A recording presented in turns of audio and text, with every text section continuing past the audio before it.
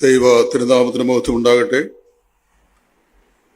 ഇന്ന് ഈ നിലയിൽ ഇവിടെയുള്ള വിശുദ്ധന്മാരോടൊത്ത് ദൈവത്തെ ആരാധിപ്പാനും ദൈവത്തിൻ്റെ വചനത്തിൽ നിന്ന് എളിയ നിലയിൽ ഒരു ശുശ്രൂഷ ചെയ്യുവാനും കർത്താവ് നൽകിയ ഈ അവസരത്തെ ഓർത്ത് ദൈവത്തെ സ്തുതിക്കുന്നു. ഞാൻ ഇടയാറമ്പുഴ ഉള്ള ബ്രദർ അസംബ്ലിയിലെ ഒരംഗമാണ്. കർത്താവിൻ്റെ വേലയിൽ വിവിധ നിലയിൽ ദൈവം പ്രാപ്തിപ്പെടുന്നതനുസരിച്ച് ശുശ്രൂഷകൾ ചെയ്തു പോരുന്നു. ഈ നിലയിൽ എന്നെ നിങ്ങൾ ഇവിടെ ക്ഷണിച്ചതിനും ഒരവസരം നൽകിയതിനും ദൈവനാമത്തിലുള്ള നന്ദി പ്രകാശിപ്പിക്കുന്നു. നമുക്കെല്ലാവർക്കും സുപരിചിതമായിരിക്കുന്ന ഒരു വാക്യാംശം വായിച്ച് വളരെ പരിമിതമായ ചില ആത്മീയ ചിന്തകൾ നമ്മുടെ അകമേയുള്ള മനുഷ്യന് പ്രയോജനഭവിക്കത്തക്ക നിലയിൽ ഓർപ്പിക്കുവാൻ ഞാൻ ആഗ്രഹിക്കുകയാണ്. ഫിലിപ്പിയ ലേഖനം 1-ാം അധ്യായത്തിൻ്റെ 21-ാമത്തെ വാക്യം. ഫിലിപ്പിയ ലേഖനം 1-ാം അധ്യായത്തിൻ്റെ 21-ാമത്തെ വാക്യം. അവിടെ നാം ഇങ്ങനെ വായിക്കുന്നു: എനിക്ക് ജീവിക്കുന്നത് ക്രിസ്തുവും മരിക്കുന്നത് ലാഭവും ആകുന്നു. എനിക്ക് ജീവിക്കുന്നത് ക്രിസ്തുവും മരിക്കുന്നത് ലാഭവുമാകുന്നു. അപ്പോസ്തലനായ പൗലോസ് തൻ്റെ ജീവിതത്തിൻ്റെ ആത്യന്തിക ലക്ഷ്യത്തെ സംബന്ധിച്ച് പറഞ്ഞ മനോഹരമായ ഒരു പ്രസ്താവനയാണ് ഈ ഫിലിപ്പിയ ലേഖനം 1-ാം അധ്യായത്തിൻ്റെ 21-ാം വാക്യം. ചരിത്ര പ്രസിദ്ധനായിരിക്കുന്ന വേദപണ്ഡിതൻ എഫ് ബ്രൂസ്, അദ്ദേഹം ഒരു അന്തർദേശീയ തലത്തിലെ അറിയപ്പെട്ട ഒരു ബ്രദറൻ വേദവ്യാഖ്യാതാവാണ്. അദ്ദേഹം പൗലോസിന്റെ ഈ പ്രസ്താവനയെ സംബന്ധിച്ച് പറയുന്നത് the great solemn philosophy of Paul, അതായത് പൗലോസിന്റെ ഏറ്റവും ശ്രേഷ്ഠമായിരിക്കുന്ന തത്വശാസ്ത്രം, ജീവിതത്തിന്റെ ആത്യന്തികമായിരിക്കുന്ന ലക്ഷ്യത്തെ സംബന്ധിച്ച് അപ്പോസ്തലനായ പൗലോസ് ഇവിടെ പറയുകയാണ്: എനിക്ക് ജീവിക്കുന്നത് ക്രിസ്തു, മരിക്കുന്നത് ലാഭം. വേറൊരു അവസരം ഏതെങ്കിലും കാലത്ത് ലഭിച്ചാൽ മരിക്കുന്നത് എന്താണ് എന്ന് ഞാൻ പറയാം. അപ്പോൾ ജീവിക്കുന്നതിനെ സംബന്ധിച്ചാണ് ഇപ്പൊ പറയാൻ ആഗ്രഹിക്കുന്നത്. ഏത് മനുഷ്യന്റെയും ജീവിതത്തിൽ ആത്യന്തികമായ ഒരു ലക്ഷ്യമുണ്ട്. ഇവിടെ ഇരിക്കുന്ന യുവാക്കന്മാർക്ക് അവരുടെ വിദ്യാഭ്യാസ മേഖലയിൽ അവരായിത്തീരാൻ ആഗ്രഹിക്കുന്ന ഒരു ആത്യന്തികമായ ലക്ഷ്യമുണ്ട്. ചില ആളുകൾക്ക് ഡോക്ടേഴ്സ് ആകണം, ചിലർക്ക് എഞ്ചിനീയേഴ്സ് ആകണം, മറ്റ് ചിലർക്ക് IT എക്സ്പെർട്ടുകളാകണം, ഇനിയും വേറെ ചില ആളുകൾക്ക് അഡ്വക്കേറ്റ്സ് ആകണം. ജീവിതത്തിന്റെ വ്യത്യസ്ത തലങ്ങളിൽ നല്ല ഉന്നതമായ പ്ലേസ്മെന്റ് കിട്ടുന്ന ജോലികൾക്ക് അവരെ തന്നെ ക്വാളിഫൈ ചെയ്യാനുള്ള താല്പര്യം പലർക്കുമുണ്ട്. 1975 10-ാം ക്ലാസ്സിൽ ഞങ്ങളുടെ പാസിംഗ് ഔട്ട് സെറമണിയിൽ ക്ലാസ് ടീച്ചേഴ്സ് എല്ലാ ക്ലാസ്സുകളിലും അവരുടെ സ്റ്റുഡൻസിനെ വിളിച്ചു കൂട്ടി അവരുടെ വുഡ് ബി അംബീഷൻസ് ഷെയർ ചെയ്തത് ഞാനിപ്പോൾ ഓർക്കുന്നു. 1975 ഇപ്പോൾ 75 കഴിഞ്ഞപ്പോൾ 25 എത്ര വർഷമായി? 50 വർഷമായി. അപ്പോൾ ഓരോരുത്തർ അവരുടെ വുഡ് ബി അംബീഷൻസ് പറഞ്ഞു. ഞങ്ങളുടെ ബെഞ്ചിൽ ഞങ്ങൾ 4 പേരാ ഉള്ളത്. അന്നും പൊക്കം വളരെ ഇല്ലെങ്കിലും നീളമുള്ള മനുഷ്യയാണ് ഞാൻ. 10ാം ക്ലാസ്സിലേക്കുമ്പോഴേ അല്പം നീളമുള്ള മനുഷ്യയാണ്. അപ്പോൾ എൻ്റെ ബെഞ്ചിലിരിക്കുന്ന ആദ്യത്തെ ആള് ഇലന്തൂർ സ്വദേശിയായിരിക്കുന്ന ഒരു ബാബുവാണ്. അദ്ദേഹത്തോട് ചോദിച്ചു, എന്തായിത്തീരാനാണ് നിങ്ങളുടെ ആഗ്രഹം? അദ്ദേഹം പറഞ്ഞു, എനിക്കൊരു അഡ്വക്കേറ്റ് ആയിത്തീരണം. അപ്പൊ രണ്ടാമത്തെ ആളുടെ പേര് രാധാകൃഷ്ണൻ എന്നാണ്. അദ്ദേഹം ഒരു നായർ സമുദായത്തിൽപ്പെട്ട ആളാണ്. അപ്പൊ അദ്ദേഹത്തോട് ചോദിച്ചു, താങ്കൾക്ക് എന്തായിത്തീരണം? അദ്ദേഹം പറഞ്ഞു, എനിക്കൊരു എഞ്ചിനീയർ ആയിത്തീരണം. മൂന്നാമത്തെ ആളോട് ചോദിച്ചു, അദ്ദേഹത്തിന്റെ പേര് അമ്പിളി എന്നാണ്. ഈ ആമ്പിള്ളേർക്ക് അമ്പിളി എന്നുള്ള പേര് കിട്ടാൻ ഞങ്ങളിവിടെ പൊന്നയ്ക്കാട്ട് ഒരു സ്ഥലമുണ്ട്. അവിടെ ഒരു ഹൈന്ദവ കുടുംബത്തിൽ ഒരു തള്ള 6 മക്കളെ പ്രസവിച്ചു. എല്ലാം ആൺമക്കളാണ്. അപ്പോൾ അത് കഴിഞ്ഞ് അവരൊരുപാട് നേർച്ച കാഴ്ചയൊക്കെ അവരുടെ വിശ്വാസം അനുസരിച്ച് കഴിച്ച് അവർക്ക് 7ാമതൊരു കുഞ്ഞുണ്ടായി. അതും ആണ്. അതിന് ഒരു പെണ്ണിന്റെ പേരിട്ടു, അമ്പിളി. അപ്പൊ അമ്പിളിയാണ് 3ാമത്തെ പയ്യൻ. അപ്പൊ അദ്ദേഹം പറഞ്ഞു, എനിക്കൊരു മെഡിക്കൽ ഡോക്ടറായി തീരണം. അപ്പൊ എന്റെയാണ് 4ാമത്തെ ഊഴം. എന്നോട് ചോദിച്ചു, യെസ്, നിന്റെ അംബിഷൻ എന്താ? ഞാൻ പറഞ്ഞു, എനിക്കൊരു ഉപദേശിയായി തീരണം. നിങ്ങൾക്കറിയാമോ, ഇലന്തൂർ ഗവൺമെന്റ് മോഡൽ ഹൈസ്കൂളിലാണ് ഞാൻ പഠിച്ചത്. അപ്പോൾ എനിക്കതിനുള്ള പ്രചോദനം ഉണ്ടായത് TK ശ്യാമൻ സാറിന്റെ കവലപ്രസംഗം. അത് എപ്പോഴും അദ്ദേഹം പ്രസംഗിക്കുന്നത് ഞാൻ കണ്ടിട്ടുണ്ട്. അദ്ദേഹം ഈ ഡ്രോയിങ് മാസ്റ്റർ ആയിരുന്നു. അദ്ദേഹം കവലകൾ നിൽക്കും. അദ്ദേഹം പറയും, സഹോദരന്മാരെ, എന്നെ ശ്രദ്ധിക്കുന്നവരെ, രാവിലെ 10 മുതൽ 4 വരെ എൻ്റെ ജോലി വര. അദ്ദേഹം ഡ്രോയിങ് മാസ്റ്ററാണ്. രാവിലെ 10 മുതൽ 4 വരെ എൻ്റെ ജോലി വര, 5 മുതൽ 6 വരെ എൻ്റെ ജോലി കോര എന്ന് പറഞ്ഞാൽ പ്രസംഗിക്കുകയാണ്. അപ്പോൾ ഇത് മിക്കവാറും ഇദ്ദേഹം പറഞ്ഞ് കേട്ടിട്ടുണ്ട്. അപ്പോൾ അദ്ദേഹത്തിന് പ്രചോദനം ഉൾക്കൊണ്ട് ഞാൻ പറഞ്ഞു, എനിക്കൊരു ഉപദേശിയെ തരണം. നിങ്ങൾക്കറിയാമല്ലോ, അന്നൊരു ഉപദേശി എന്ന് പറഞ്ഞു കഴിഞ്ഞാൽ ഒരു വെള്ള ഒറ്റമുണ്ട് കൊടുത്ത്, ഒരു നീണ്ട ജുബായി വിട്ട്, തോളിൽ സഞ്ചിയും ഒരു കാലം കുടയും നടക്കുന്ന ഒരു വിചിത്ര രൂപത്തെയാണ് ഈ വിദ്യാർത്ഥികൾ എന്നിൽ കണ്ടത്. അങ്ങനെ ഇലന്തൂർ മോഡൽ ഹൈസ്കൂളിന്റെ ഗ്രൗണ്ട് മുതൽ എലന്തൂർ ജംഗ്ഷൻ വരെ തിരിച്ചു വരുമ്പോൾ ഈ പിള്ളേർ എന്നെ കൂകി ആക്ഷേപിച്ചത് എനിക്ക് ഓർമ്മയുണ്ട്. പക്ഷേ ദൈവം ചെയ്ത് എന്താണെന്ന് ഞാൻ നിങ്ങളോട് പറയാം. ഒന്നാമത്തെ മനുഷ്യൻ ബാബു പറഞ്ഞു എനിക്ക് വക്കീലായി തീരണം. അവന്റെ ലക്ഷ്യതായിരുന്നു. അദ്ദേഹം ബോംബെയിലെ അവിടുത്തെ ഹൈക്കോടതിയിലെ ഒരു അഡ്വക്കേറ്റാണ്. രണ്ടാമൻ രാധാകൃഷ്ണൻ പറഞ്ഞു എനിക്കൊരു എഞ്ചിനീയറെ തീരണം.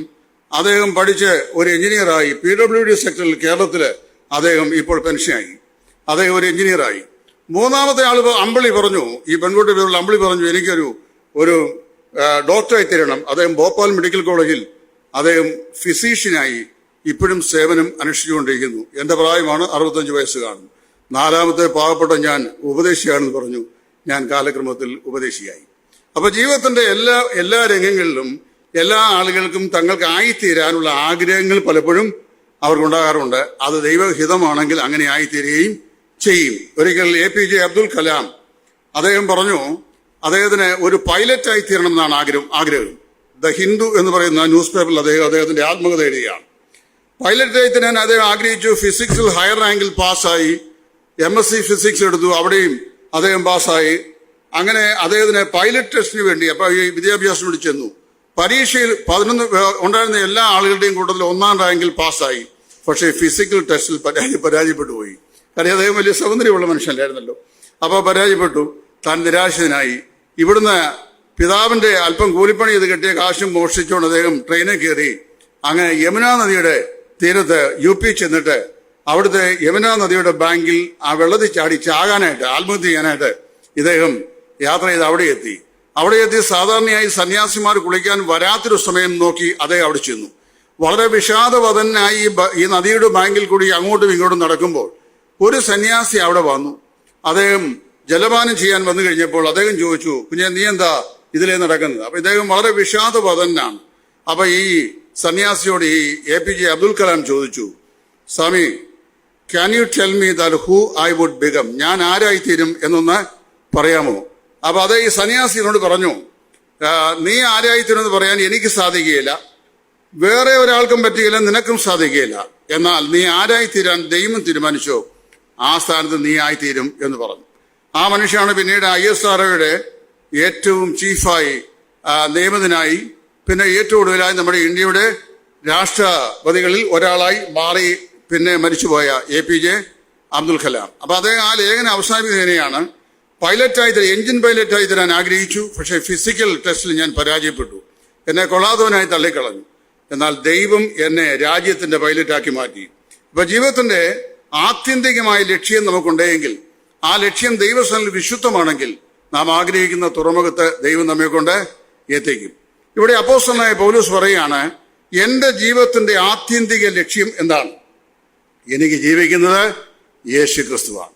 അപ്പൊ എനിക്ക് ജീവിക്കുന്ന യേശുക്രിസ്തുവാണെന്ന് പറഞ്ഞു കഴിഞ്ഞപ്പോൾ പൗലോസിന്റെ ജീവിതത്തിന്റെ അൾട്ടിമേറ്റ് ഗോൾ എന്താണെന്ന് പൗലോസിനോട് വ്യക്തമാക്കുകയാണ്. കാലത്തിന്റെ വിവിധ ധ്രുവങ്ങളിൽ നിന്ന് ജീവിതത്തെ വ്യത്യസ്ത തലങ്ങളിൽ നിർവചിച്ച 3 ആളുകളുടെ ജീവിത നിർവചനം വായിച്ചതിന്റെ ഓർമ്മയിലുണ്ട്. ഒന്ന്, അമേരിക്കൻ ഐക്യനാടുകളിൽ അറിയപ്പെട്ടിരുന്ന വർത്തമാന പത്രങ്ങളിൽ എഴുതിയിരുന്നൊരു കാർട്ടൂണിസ്റ്റാണ്. കാർട്ടൂൺ കൊണ്ട് അനേക ആളുകളുടെ ബുദ്ധിമണ്ഡലത്തെ ചിന്തോദ്ദീപമാക്കിയ ഈ മഹാനായ മനുഷ്യൻ, അദ്ദേഹത്തിന്റെ പേര് റാഫ് ബാർട്ടൺ എന്നാണ്. നിങ്ങൾക്ക് ഇപ്പോഴെല്ലാം ഗൂഗിളിൽ നിന്ന് പ്രാപിക്കുന്നവരാ കൂടുതലും വേദപുസ്തകം വായിച്ച് പ്രാപിക്കാതെ. അപ്പോൾ ഗൂഗിൾ തപ്പിക്കഴിഞ്ഞാൽ നിങ്ങൾക്ക് കിട്ടും. എനിക്ക് ഗൂഗിൾ പരിശോധന കൂടുതൽ വശമില്ലാത്തതുകൊണ്ട് ഞാനത് നോക്കാറില്ല. ഇപ്പോഴും വായിക്കുന്നത് എനിക്ക് ഇഷ്ടം. അപ്പൊ ഈ ഗൂഗിളിൽ റാഫ് ബാർട്ടൺ അടിച്ചു കൊടുത്താൽ മതി, അപ്പൊ കിട്ടും, അദ്ദേഹത്തിനെ സംബന്ധിച്ചുള്ള വിഷയങ്ങളും കിട്ടും. ഈ റാഫ് ബാർട്ടൺ ഒരു കാർട്ടൂണിസ്റ്റ് ആയിരുന്നു, പ്രസിദ്ധനായ കാർട്ടൂണിസ്റ്റ് ആയിരുന്നു. പണ്ട് മനോരമയിലെ യേശുദാസിനെ പോലെയുള്ള ഒരു പ്രസിദ്ധനായ മനുഷ്യൻ. അപ്പൊ അദ്ദേഹം ഒടുവിൽ ആത്മഹത്യ ചെയ്താണ് ജീവിതം അവസാനിപ്പിച്ചത്. ആ ആത്മഹത്യാ കുറിപ്പിൽ അദ്ദേഹം ഒരു മുന്തിയ ഹോട്ടലിൽ അദ്ദേഹം കഴിഞ്ഞു. ആ മുന്തിയ ഹോട്ടലിൽ കഴിയുമ്പോൾ അദ്ദേഹം ഉറങ്ങിയിരുന്ന ബെഡിന്റെ തലേന്റെ അടിയിൽ ഒരു കുറിപ്പ് വെച്ചു, ആത്മഹത്യാ കുറിപ്പ്. നമ്മുടെ അടുത്ത കാലത്ത് ഒരു ഡോക്ടർ ഇവിടെ കൊച്ചിയിൽ കയറെ കെട്ടി തൂങ്ങിച്ചതല്ലോ അല്ലേ? വലിയ 3600-ലധികം കിഡ്നികൾ മാറ്റിവെച്ച ഇന്ത്യയിലെ സുപ്രസിദ്ധനായിരുന്ന ഒരു റീനൽ സർജൻ. അദ്ദേഹത്തിന് അത്രയും ബന്ധപ്പെട്ട് മരിച്ച എനിക്കറിയാൻ പറ്റും. അദ്ദേഹം തന്നെ ഒരു മെഡിക്കൽ പ്രൊഫഷണലാണ്, എക്സ്പെർട്ടാണ്. ഇങ്ങനെ കയറ് തൂങ്ങാൻ പോകാതെ അല്പം പെദറിൻ കൂടുതൽ കുത്തിയാലും ആളങ്ങ് ചാകും. അത് ചെയ്താൽ മതിയായിരുന്നു അല്ലേ? അല്ലെ 2 ബോട്ടിൽ ഇൻസുലിൻ ഒന്നിച്ച് കയറ്റിയാലും എന്തോ സംഭവിക്കാം, ചാകാം. അങ്ങനെയൊന്നും പോയി ആരും കാണിച്ചു കളയില്ല. കാര്യം ഞാൻ ഒരു ദൃഷ്ടാന്തം പറഞ്ഞുള്ള കാര്യം, തിരിച്ച് ഞാൻ ചെല്ലുമ്പോഴത്തേക്ക് ആരെയും ഈ അതിക്രമം ചെയ്തേച്ച് ഇദ്ദേഹം പ്രസംഗിച്ചതിന്റെ പേരിലാണ് എന്നൊന്നും പറഞ്ഞ് എന്റെ പേരെ ആരും പറഞ്ഞു കളയില്ല, പോലീസിനെ വിടുകയില്ല. അപ്പൊ ഏതായാലും ഇദ്ദേഹം ആത്മഹത്യ ചെയ്തു. ആത്മഹത്യ ചെയ്ത് കഴിഞ്ഞപ്പോൾ ആത്മഹത്യക്ക് മുമ്പ് അദ്ദേഹം ഒരു കുറിപ്പ് എഴുതി വെച്ചു. ആ കുറിപ്പ് ഇങ്ങനെ പറയുന്നത്: I have visited all the rich countries of the world. ലോകത്തിലെ എല്ലാ ധനാഢ്യ രാജ്യങ്ങളും ഞാൻ സന്ദർശിച്ചിട്ടുണ്ട്. I have lived in the most famous hotels of the world around. ലോകത്തിലെ പ്രശസ്തമായ എല്ലാ ഹോട്ടലുകളിലും 7-star ഹോട്ടലിൽ ഞാൻ താമസിച്ചിട്ടുണ്ട്. I have shared the desires of my flesh with the most beautiful women of the world. ലോകത്തിലെ സൗന്ദര്യ റാണികളായ പല സ്ത്രീകളുമായി ഞാൻ ശാരീരികമായി ബന്ധപ്പെട്ടിട്ടുണ്ട്. And I have learned a lot of money. എനിക്ക് വേണ്ടുന്ന പൈസയെല്ലാം ഞാൻ ഉണ്ടാക്കിയിട്ടുണ്ട്. Luxurious cars I have owned. വിലപിടിപ്പുള്ള കാറുകളെല്ലാം ഞാൻ സമ്പാദിച്ചിട്ടുണ്ട്. പക്ഷേ I have suffered a lot to consume the 24 hours of a day. ഒരു ദിവസത്തിന്റെ 24 മണിക്കൂർ ഉരുട്ടി മാറ്റുവാൻ എനിക്ക് വളരെ പ്രയാസമുണ്ടായി. ഞാൻ വളരെ ഫ്രസ്ട്രേറ്റ് ആണ്. ഇവിടെ ഞാൻ ജീവിതം അവസാനിപ്പിക്കുന്നു. അദ്ദേഹം അങ്ങനെ ആത്മഹത്യ ചെയ്ത് മരിച്ചു. രണ്ടാമത്തെ മനുഷ്യനാണ് അമേരിക്കയിൽ 20-ാം നൂറ്റാണ്ടിൽ ജീവിച്ചിരുന്ന പ്രശസ്തനായ ഒരു ഫിലോസഫർ, തത്വശാസ്ത്രി. അദ്ദേഹത്തിന്റെ പേര് തോറയോ എന്നാണ്. തോറയോയെ കുറിച്ച് നിങ്ങൾ അടിച്ചു നോക്കിയാലും കിട്ടും. തോറയോ ഒരു വലിയ ഫിലോസഫറാണ്. അദ്ദേഹം പറഞ്ഞറിയാവോ, life is just like a big onion. ഒരു വലിയ സവാള ഉള്ളി പോലെയാണ് ജീവിതം. As we peel each of its leaf that we would cry. അതിന്റെ ഓരോ ഇതളുകൾ നാം അടർത്തുമ്പോഴും അത് നമ്മെ കരയിപ്പിച്ചുകൊണ്ടേ ഇരിക്കും. സംശയം ഉണ്ടെങ്കിൽ ഇവിടെ ഇരിക്കുന്ന സിസ്റ്റേഴ്സോട് ചോദിച്ചാൽ മതി, അടുക്കളയിൽ കുക്ക് ചെയ്യുന്ന സഹോദരന്മാർ ചോദിച്ചാൽ മതി, സവാള ഉള്ളി പൊളിച്ചാൽ എന്ത് സംഭവിക്കും? അപ്പൊ എന്ത് സംഭവിക്കും? കണ്ണിൽ കൂടെ കണ്ണുനീർ വീഴും. അതേ പറയാണ്, life is like a big onion as we peel each of its leaves that we would cry. അത് സവാള ഉള്ളി പോലെയാണ്. അതിന്റെ ഓരോ ഇതളുകൾ അടർത്തുമ്പോഴും അത് നമ്മെ കരയിപ്പിച്ചുകൊണ്ട് ഇരിക്കും. 39 വിശ്വ പ്ലേസ് സാഹിത്യ രചനകൾ ലോകത്തിന് സംഭാവന ചെയ്ത് 150-ലധികം സോണറ്റുകൾ എഴുതിയ ആംഗലേയ ലോകത്തെ മസ്തിഷ്ക മല്ലൻ എന്നറിയപ്പെടുന്ന ആളാണ് വില്യം ഷേക്സ്പിയർ, അല്ലേ?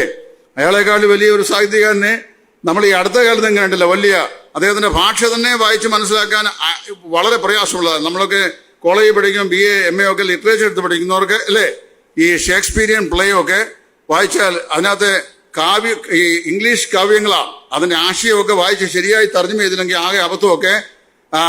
അപ്പം തെറ്റായ നിലയില് യു വേർ റോങ്ലി ഇംപ്രഗ്നേറ്റഡ് എന്നൊരിക്കലും പറഞ്ഞപ്പോൾ ഒരുത്തൻ നീ മോശമായി ഗർഭം ധരിച്ചു എന്നാണ് തർജ്ജമ ചെയ്തത്. അപ്പൊ അറിയാവോ? അപ്പൊ കാരണം ചോദിച്ചു കഴിഞ്ഞാല് അതുപോലത്തെ ഭാഷാശൈലിയാണ് അദ്ദേഹത്തിന്റെ ശൈലി. കഠിനമായ ഭാഷാശൈലിയാണ്. പണ്ട് നോയൽ സാഹിബ് മൈലപ്രായിൽ വന്ന സ്ഥലത്ത് ഈ തർജ്ജമ ചെയ്യാൻ ആരുമില്ല. അന്നത്തെ കാലത്ത് ഒരു BA ഓണേഴ്സ് ഡിഗ്രി ഉള്ള ഒരാളെ തപ്പിപ്പിടിച്ചു. He was not a believer. അപ്പൊ അദ്ദേഹം പ്രസംഗിക്കാൻ കഴിഞ്ഞപ്പോൾ അദ്ദേഹം പറഞ്ഞു, look at the fowls of the air, look at the fowls of the air. ഉടനെ ഇദ്ദേഹം തർജ്ജമ ചെയ്ത ആകാശത്തിലെ കോഴികളെ നോക്കിയിട്ടുണ്ട്. കാരണം ഈ ഫവൽ എന്ന വാക്കിന് പേരിന്റെ അർത്ഥം സെക്യുലർ ലാംഗ്വേജ് എന്താണ്? പറവ അല്ലെങ്കിൽ കോഴി എന്നാണ്. അപ്പൊ പറവ ഇവിടെ തർജ്ജമ ചെയ്തിട്ടുണ്ട്, കോഴി. അപ്പൊ look at the fowls of the air എന്ന് പറയുമ്പോൾ അത് തർജ്ജമക്കാൻ ചെയ്തത് ആകാശത്തിലെ കോഴികളെ നോക്കിയിട്ടുണ്ട്. അപ്പൊ ശരിയായി ഭാഷ ഗ്രഹിക്കണമെങ്കിൽ ഭാഷാ സാഹിത്യത്തിൽ അറിവ് വേണം. ഈ ആംഗലേയ സാഹിത്യത്തിലെ മസ്തിഷ്ക മലനായിരുന്ന വില്യം ഷേക്സ്പിയർ അദ്ദേഹത്തിന്റെ ജീവിതാന്ത്യത്തിൽ അദ്ദേഹം 52-ാമത്തെ വയസ്സിൽ മരിച്ചു. അദ്ദേഹം പറയാണ്, life is a tale told by an idiot full of sound and fury signifying nothing. എന്ന് പറഞ്ഞു കഴിഞ്ഞാൽ അന്തസാര ശൂന്യവും ശബ്ദായമാനവുമായി വിഡ്ഢി പറഞ്ഞൊരു കഥയാണ് ഈ ജീവിതം. അതിനപ്പുറത്ത് വേറെ ഒന്നും ഇല്ല. അപ്പൊ കാലത്തിന്റെ 3 ധ്രുവങ്ങളിൽ നിന്നുകൊണ്ട് വലിയ മഹാന്മാരായ 3 ആളുകൾ ജീവിതത്തെ നിർവഹിച്ചിരിക്കുന്നത് വളരെ നിഷേധാത്മകമായ നിലയിലാണ്. എന്നാൽ കാലത്തിന്റെ അങ്ങേക്കരയിൽ നിന്നുകൊണ്ട് അപ്പോസ്തലനായ പൗലോസ് പറയുകയാണ്, for to me to live is Christ and die is gain. എനിക്ക് ജീവിക്കുന്നത് ക്രിസ്തുവാകുന്നു. നമ്മുടെ ജീവിതത്തിന്റെ ആത്യന്തിക ലക്ഷ്യം എന്താണ്, എന്തായിരിക്കണം എന്ന് നമ്മെ പ്രബോധിപ്പിക്കുന്ന മനോഹരമായിരുന്ന ഒരു വാക്യാംശമാണ് പൗലോസിന്റെ ഈ ഫിലോസഫി. അദ്ദേഹം പറഞ്ഞ ഈ ഫിലോസഫിയിൽ അടിസ്ഥാനപരമായി ഊന്നി നിന്നുകൊണ്ട് 3 അതിപ്രധാനമായ കാര്യങ്ങൾ ഞാനിപ്പോൾ സൂചിപ്പിക്കും. കൃത്യം 11:30 ഒരു 3 സെക്കൻഡ് മുമ്പ് നിർത്തും. അത്രയും കാര്യം പിന്നെ വലിച്ചു നീട്ടി ഞാൻ മുമ്പോട്ട് കൊണ്ടുപോവുകയല്ല. അത്രയാകുമ്പോൾ ഞാൻ പ്രസംഗം നിർത്തും. അപ്പോൾ ടൈം മാനേജ്മെന്റ് എനിക്ക് നന്നായിട്ട് അറിയാം. അപ്പോൾ ശ്രദ്ധിച്ചോളുക. ഇനി ബാക്കിയുള്ള സമയം പ്രത്യേകം ശ്രദ്ധിക്കണം. ലോകം ഒരു ദൈവ പൈതലിനെ ദർശിക്കുന്നതും ഒരു ആത്മീയ ലോകം ഒരു ദൈവദാസനെ അല്ലെങ്കിൽ ദൈവബദലിനെ ദർശിക്കുന്നതും രണ്ട് വ്യത്യസ്ത വീക്ഷണത്തിലാണ്. ലോകത്തിന് നമ്മെക്കുറിച്ചുള്ള കാഴ്ചപ്പാടും നമുക്ക് നമ്മെക്കുറിച്ചും ആത്മീയരായ ആളുകൾക്ക് ആത്മീയരെക്കുറിച്ചുമുള്ള ദർശനം അത് വ്യത്യസ്തമായ നിലയിലാണ്. അപ്പൊ ഞാനിവിടെ പറയാൻ പോകുന്നത്, ലോകം ഒരു കമ്മിറ്റഡ് ആയ ക്രിസ്ത്യനെ, വളരെ സമർപ്പണ ബോധമുള്ള ഒരു ക്രിസ്തീയ വിശ്വാസിയെ അല്ലെങ്കിൽ ഒരു ദൈവദാസനെ, ഒരു വിശ്വാസിനെ ലോകം അവരുടെ വിശ്വാസത്തെ അവരുടെ ലോകത്തിന്റെ മാനദണ്ഡം കൊണ്ട് അളക്കുമ്പോൾ എന്താണ് അവര് ഇതിന് നൽകുന്ന നിർവചനം എന്നാണ് ഞാൻ പറയാൻ പോകുന്നത്. ലോകം പൗലോസിന്റെ ജീവിതത്തെ അളന്നു നോക്കി പറഞ്ഞു 3 കാര്യങ്ങളാണ് പറഞ്ഞ്. It's a life of suffering. അതായത് എനിക്ക് ജീവിക്കുന്ന ക്രിസ്തുവാണെന്ന് പറഞ്ഞാൽ ആ ജീവിതം എങ്ങനെയുള്ളതാണ്? അത് കഷ്ടതയുടെ ജീവിതമാണ്. ലോകത്തിന്റെ ദൃഷ്ടിയിൽ ഞാൻ പറയുന്നത് it is a life of suffering, അത് കഷ്ടതയുടെ ജീവിതമാണ്. 2, it's a life of defeat, അതെന്താണ്? പരാജയത്തിന്റെ ജീവിതമാണ്. 3, it's a life of frustration, മോഹഭംഗത്തിന്റെ അല്ലെങ്കിൽ നിരാശയുടെ ജീവിതമാണ്. ശരിയാണ്, ലോകം നമ്മെക്കുറിച്ച് ശരിയായ നിലയിൽ വീക്ഷിച്ചാൽ ഈ 3 നിർവചനമേ പറയുള്ളൂ. നിങ്ങളുടെ ജീവിതം കഷ്ടസമ്പൂർണമാണ്. 2, അത് പരാജയമാണ്. 3, അത് നിരാശാജന്യമാണ്. അല്ലേ? ഇങ്ങനെയാണ് ലോകം പറയുന്നത്. അപ്പൊ അങ്ങനെ പറയുമ്പോൾ പൗലോസ് തന്നെക്കുറിച്ച് തന്നെ ഇതിന് വിരോധമായി പറഞ്ഞ വാക്കാണ്, നിങ്ങൾ അളക്കുന്ന അളവുകൾ കൊണ്ടല്ല, ഞാൻ എൻ്റെ ജീവിതത്തെ ശരിയായ നിലയിൽ ദാർശനികമായി അളന്നപ്പോൾ എനിക്ക് മനസ്സിലായത് എനിക്ക് ജീവിക്കുന്നത് ആരാകുന്നു? കർത്താവായ യേശു ക്രിസ്തു ആകുന്നു. The ultimate goal of my life is to live for Christ. കർത്താവിന് വേണ്ടി ജീവിക്കുക എന്നുള്ളതാണ് എന്റെ ജീവിതത്തിന്റെ ആത്യന്തികമായ ലക്ഷ്യം. അപ്പോൾ നമുക്ക് അതിലേക്ക് പ്രവേശിക്കാം. ആദ്യം ലോകം പറഞ്ഞു, പൗലോസേ, ഇത് നിന്റെ ജീവിതം കഷ്ടസമ്പൂർണമാണ്. അതിനെക്കുറിച്ച് പറയാൻ ധാരാളം ഈ പുതിയ നിയമത്തിൽ തന്നെ പറഞ്ഞിട്ടുണ്ട്.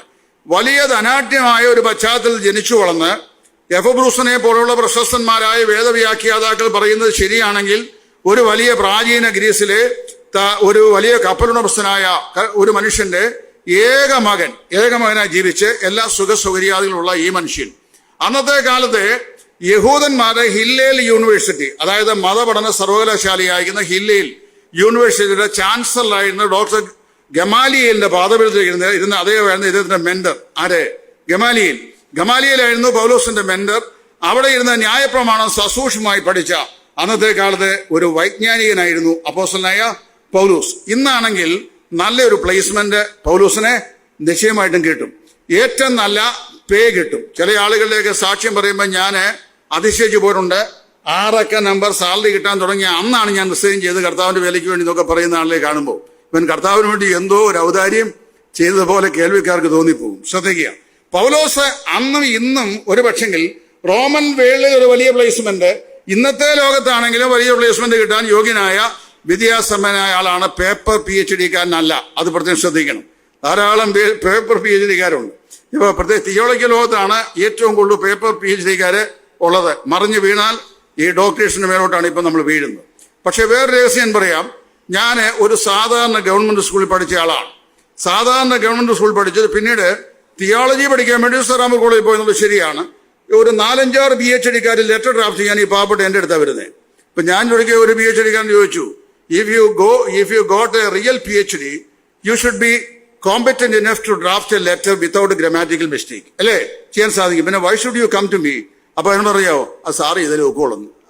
അപ്പം എനിക്ക് മനസ്സിലായി PhD ചെയ്യാത്ത ഞാനാണ് PhD ചെയ്തതിനേക്കാൾ മെച്ചമെന്ന് ആളുകൾ അഭിപ്രായപ്പെടുന്നു. അപ്പൊ എനിക്ക് മനസ്സിലായി ആനയ്ക്ക് പ്രത്യേകിച്ച് നെറ്റിപ്പട്ടത്തിന്റെ ആവശ്യം ഇല്ല, കടിക്കുന്ന പട്ടിക്ക് പല്ലും വേണ്ട. അല്ലേ?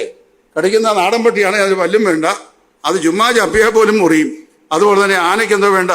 നെറ്റിപ്പട്ടവും വേണ്ട. നീയല്ല, മറ്റൊരുത്തരും നിന്നെ പ്രശംസിക്കട്ടെ എന്നാണ് ദൈവവചനം പറയുന്നത്. അപ്പൊ നോക്കിയോ, ഈ പൗലോസിനെ കുറിച്ച് ലോകം പറയുകയാണ്, പൗലോസ് എന്നതിന്റെ ജീവിതം കഷ്ടസമ്പൂർണമാണ്. ശരിയല്ലേ? 2 കൊരിന്ത്യർ 11 വായിക്കുമ്പോൾ പലവട്ടം പട്ടിണി, പൈതാകുന്ന ആപത്ത്, പിന്നെ വാള്, കടലിലെ ആപത്ത്, കരയിലെ ആപത്ത്, കള്ള സഹോദരന്മാരുടെ ആപത്ത്, ഇങ്ങനെ ആപത്തുകളുടെ വലിയൊരു ശൃംഖല പറഞ്ഞു പോവുകയാണ്.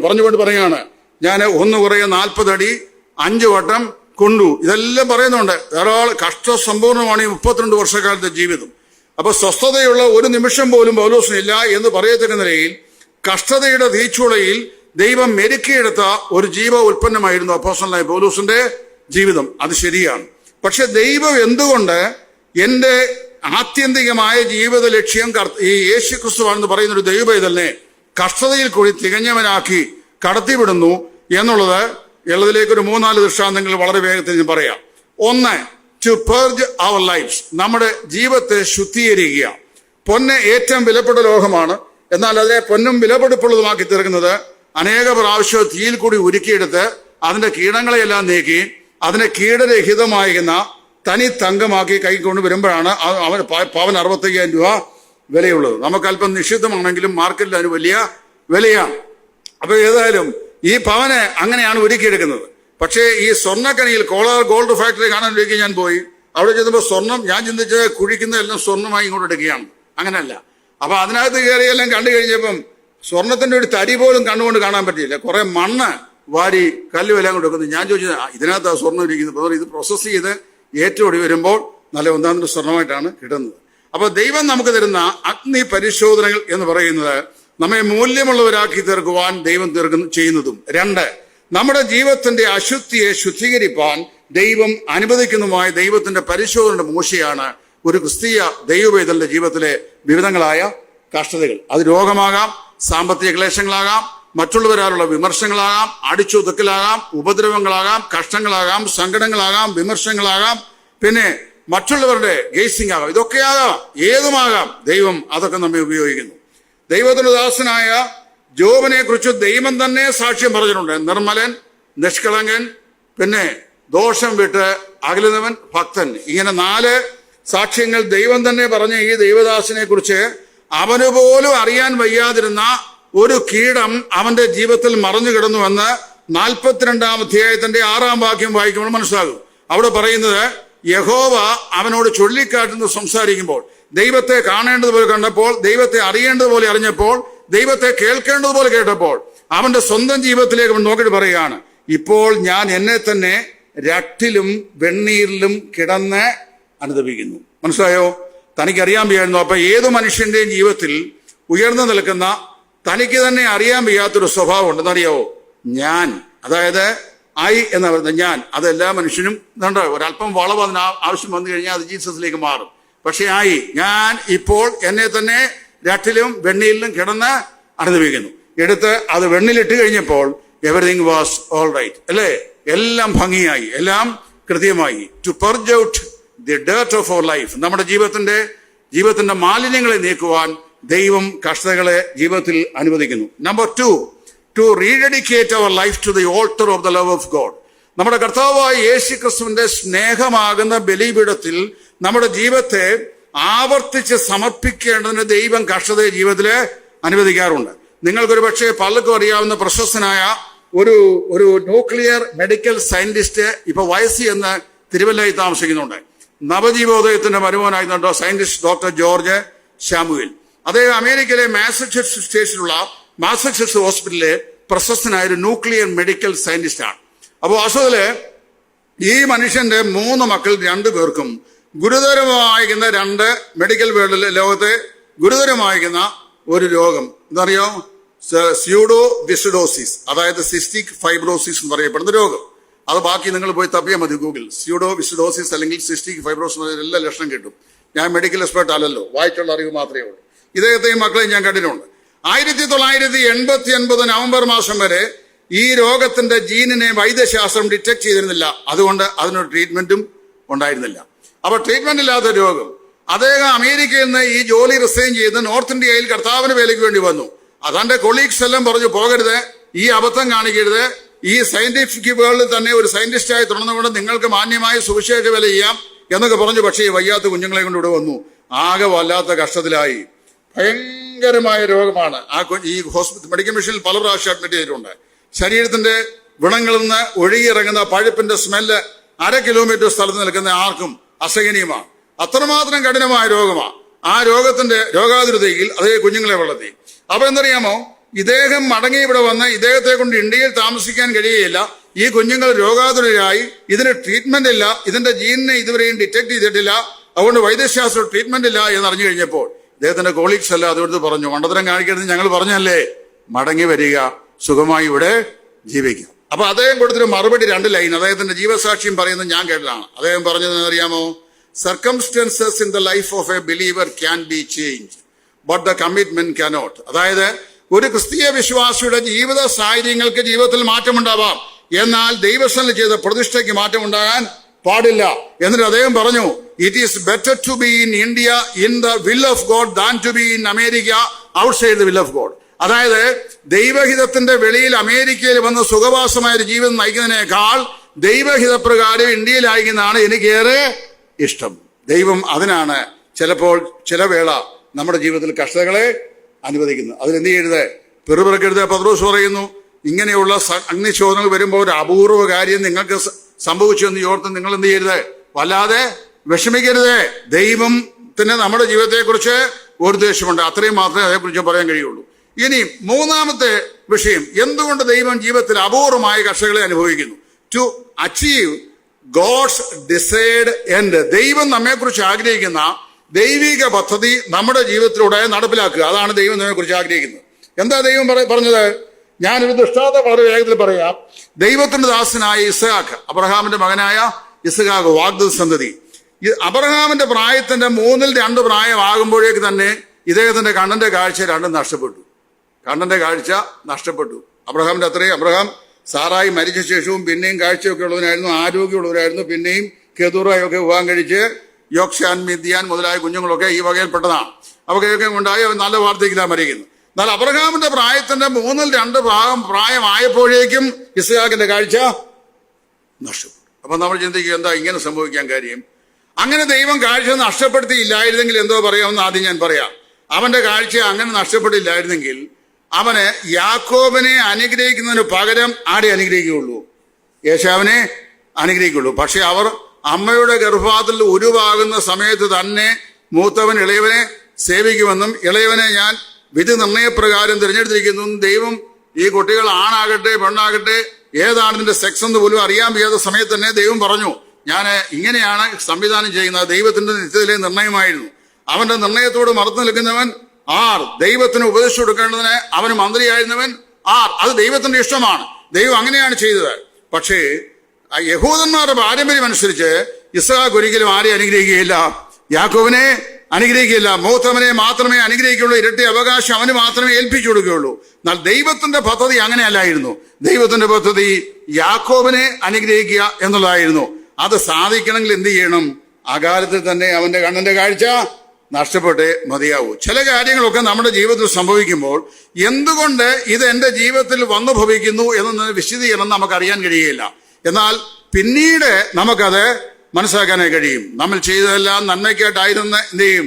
ദൈവം വെളിപ്പെടുത്തുന്നു. റോമർ 8:28. എന്നാൽ ദൈവത്തെ സ്നേഹിക്കുന്നവർക്ക് നിർണയപ്രകാരം വിളിക്കപ്പെട്ടവർക്ക് തന്നെ സകലതും നന്മയ്ക്കായി കൂടി വ്യാപരിക്കുന്നു എന്ന് നാം അറിയുന്നു. അത് ദൈവത്തിന്റെ പ്രവർത്തന പദ്ധതിയിലെ മറ്റൊരു കാര്യമാണ്. ഇനിയും 4ാമത്തെ കാര്യം, ടു ഡിഫീറ്റ് അവർ സെൽഫ്. നമ്മുടെ സ്വയത്തെ എന്ത് ചെയ്യുക? തകർത്ത് കളയുക.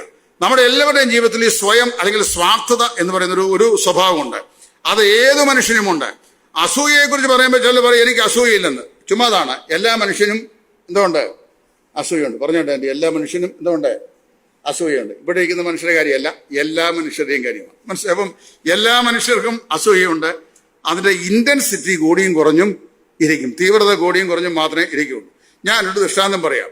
ഈ മുൻനിരയിലിരിക്കുന്ന ഈ ഈ പെൺകുഞ്ഞുങ്ങളിൽ ആരെങ്കിലും ഒരാള് നല്ല കൊള്ളാവുന്നൊരു ചെറുതായിട്ടുണ്ടെന്ന് വരിക. അപ്പൊ അടുത്ത ആൾ ഇരിക്കുന്നോണ്ട് നോക്കിച്ചേ, എന്തിനാണ് ഇത്രയും വില കൂടിയ സാധനമൊക്കെ ധരിക്കണം? അതിന് വല്ല ചെലവ് കൊണ്ടോ? കാര്യം അവരുടെ കാശ് കൊടുത്തില്ല ഇത് വാങ്ങിച്ചേ. എന്നാലേ അവരുടെ പൈസ കൊടുത്താണ് വാങ്ങിയത്. എന്നാലും എന്ത് ചെയ്യും?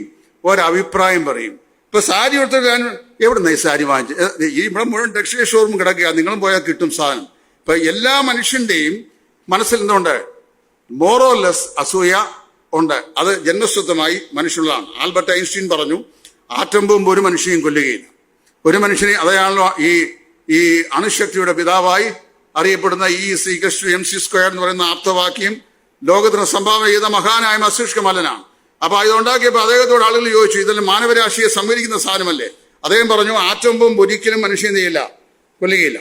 എന്നാൽ ആറ്റം ബോംബ് പൊട്ടണമെങ്കിൽ എന്ത് ചെയ്യണം? അസൂയാവഹമായ മനുഷ്യന്റെ ഹൃദയത്തിൽ നിന്ന് ഉണ്ടാകുന്ന ഒരു പ്രഷർ അവന്റെ വിരൽത്തുമ്പിൽ കൂടി അതിന്റെ ബട്ടൺ പ്രസ് ചെയ്യണം. എന്നാൽ മാത്രമേ അത് പൊട്ടുകയുള്ളൂ. അപ്പൊ വാസ്തവത്തില് അദ്ദേഹം അറിയാവോ, jealousy is more forceful than the power of the atom bomb. അതായത് ആറ്റം ബോംബിനേക്കാൾ വലുതാണെന്ത്? അസൂയ. അദ്ദേഹം പറഞ്ഞാണ്, മാനവരാശിയുടെ ആദ്യയാമം മുതൽ ഇന്ന് വരെ ആറ്റം ബോംബ് സംഹരിച്ച ആളുകളേക്കാൾ 10,000 മടങ്ങാണ് അസൂയ ഒടുക്കിയിട്ടുള്ള ആളുകളുടെ എണ്ണം. അത് എല്ലാ ആളുകൾക്കുമുണ്ട്. ഉപദേശ ലോകത്തുമുണ്ട്. ഒരു ഉപദേശി വേറൊരു ഉപദേശിയേക്കാൾ അല്പം കൂടെ മെച്ചമായി സംസാരിക്കുകയാണെങ്കിൽ ആ ഉപദേശിയോട് ചെറിയ കണ്ണുകടി മറ്റേ ഉപദേശിക്കുണ്ടാകുക സാധാരണമാണ്.